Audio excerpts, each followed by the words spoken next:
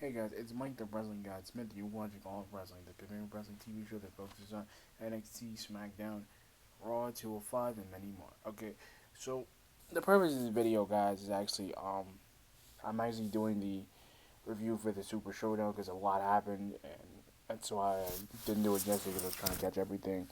So the first match I'm going to talk about was was basically the Seth Rollins and Baron Corbin. So he basically won by pin, but it was a lot of good spots. Like Seth Rollins has been using the curb stop. I don't know if he's been using the knee or the pedigree as much. I haven't really seen it as much. I know he's still doing the Falcon Arrow and the Frog Flash off the top of the second rope, I believe. So, but I don't know as much. Also, so basically, in 2 weeks' time, they're gonna have a rematch at Stomping Grounds, which is the new pay per view, which I didn't even know it was until they mentioned it like 4 or 5 days ago. So there's no more roadblock end of the line, but I think it's gonna be Stomping Grounds is gonna be there for a while. The one thing I just don't know, that's the one thing I don't know about. But the second match I want to talk about was was it? It was basically there wasn't really a women's match, but it was I think it was a I think it was a tag team match with Heavy Machinery versus Daniel Bryan and Rowan. They won. They had a lot of good spots, but Heavy Machinery I like their I do like their chemistry. I really haven't seen them to really know that much about them. And then the next match I think was Andrade against Finn for the Intercontinental title. So Finn retained by pin as well because he did the because Andrade did the knees and he tried to do the Hammerlock DDT.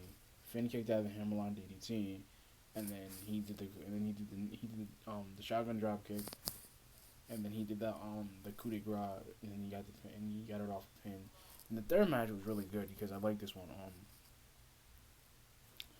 This one was the Randy Orton and Triple H one because the Randy Orton and Triple H one was actually one of the biggest feuds because they've been feuding almost a decade, and I kind of feel that this one is coming to a head, and I think Randy Orton was the one to take down Triple H. He had a lot of good spots.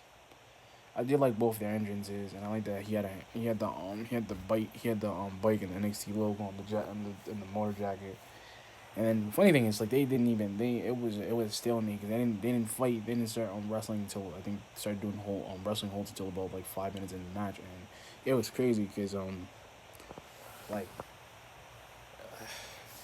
Randy was like getting hurt with his shoulders and taking a lot of damage from the stairs, and then Triple H used the stairs and grabbed his arm and slammed it on the stairs, and then he did that, and then the crazy part was he did a spine buster. Yeah, he did a spine buster off the rope. He did a spine buster, and then out of nowhere, I think Triple H was going to do the sucker thing, and he was going to try to do the pedigree off of it. And then Randy did the power slam, and then he did the DT off the rope, and then it was a lot of good. It was a lot of good. And he funny thing was Randy like what happened was Randy reversed the pedigree, and Randy reversed it, turned it into a sunset flip power bomb, and then kicked in and rolled out of it, and then did the RKO out of nowhere, and then Triple H tried to do, and then the funny thing is Triple H tried to do the pedigree again off the rope, and Randy caught him with the RKO, and he did it the second time, and he got him, and then he did the final one, which the RKO off the because he slammed him on the table, and Triple H was trying to sidewalk slam him onto the table. I think he was trying to break the thing or break the table. I didn't know what he was doing, but and he tried to catch him. Because the thing was, Triple H he was getting confident, and the funny thing, he was actually going to try to spear him, but I think he tried to do like a makeshift spear, and then Randy just came out of nowhere and came out of nowhere, stopped him in his tracks, and he got him, and he beat him by pin. And then the fourth match, which I liked, was the 50-man battle royale, which was off the chain because they had everybody in there. Like Kofi, Xavier Woods was in there for a while. The revival got out pretty early. And then it was Ricochet. They got rid of who was it? They got rid of Heavy Machinery. Then Ricochet got rid of Darren Rowan, and then got rid of AOP. And Rowan went out. Then it was Monsoon and just Elias. But Monsoon actually did the craziest thing I thought he wasn't gonna do because usually people from Saudi Arabia or from their home country, they you never really root there. The odds are so stacked against him. But I was happy that he won because it was a monumental thing. And it was crazy. And then the final match, which I liked, was the final match of the night, which was the Goldberg and Undertaker. In my mind, it was a really good match because you know what, I like the video package. I like the spears because he did two spears off the rope and he got him, and he tried to do the tried to do, he did like maybe like three spine busters, but he couldn't do the jackhammer because I think his back was about to give up when he tried to do the jackhammer, but I couldn't tell. And Undertaker tried to do the choke slam and Goldberg got out of it. He reversed it. He did the kicks. He backflipped. And he speared him again, and he did the tomb. He tried to do the tombstone, and Undertaker broke out at like he reversed it and got him into a tombstone. And he beat him.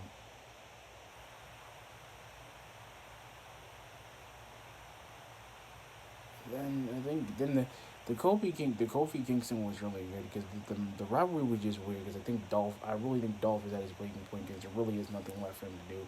He's been Intercontinental Champion. He's been U.S. Champion. He's been Tag Team Champion. He's been a couple of things. He's actually been World Tag Team Champion because he was with the Spirit Squad when he first debuted,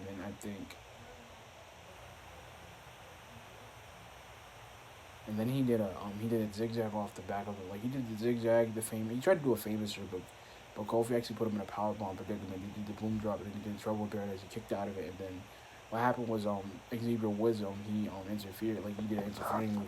He did a super kick, and then it rocked Dolph Ziggler a little bit, and then he did the Trouble in Paradise and he got him. He retained the championship. So pretty much, like I said, guys, the Super Showdown was really good. I don't really know what's gonna happen between the time because they still gotta build up. They still have to see what Brock's gonna do with the Money in the Bank briefcase because I'm thinking because since he lost his opportunity at Super Showdown, I think he's gonna do it the following Monday night, and then they're gonna probably have a match or he'll do it at Stomping Grounds with Baron Corbin and make it a triple threat match, which would actually be better because instead of him trying to sneak up on it, like because Brock sneaking up on people it doesn't really surprise me and it doesn't work. It just doesn't work. But anyway, guys, like, comment, subscribe to the video. Peace.